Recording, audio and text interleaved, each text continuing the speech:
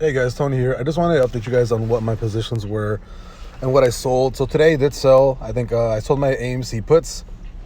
I sold them when it hit like 920 or something, but ANC kept dropping to like $9 or something. I actually did. I'm hedging my. I did buy a Disney call for April 30th, a $200 call. I am hedging that and I bought a 187 and a half put for expiring next week. I did buy some Genius calls because I do think Genius, apart from this this bloodshed, I do think it's going to keep going up. I have an APXT put. I have a Bumble put.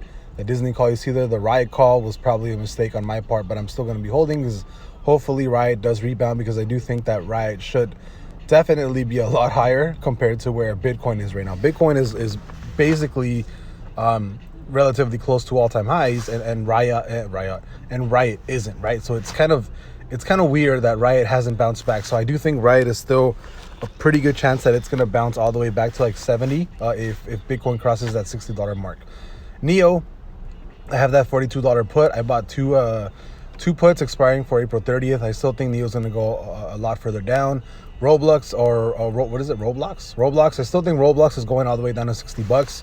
When Roblox gets near $60, I'm probably going to sell.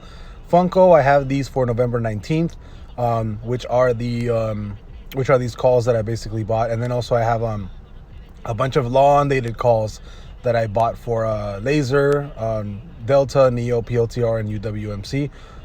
But these don't expire until next year, 2022. But for the most part, these are my option positions. More than likely, the 416s, I'm looking to maybe sell this week.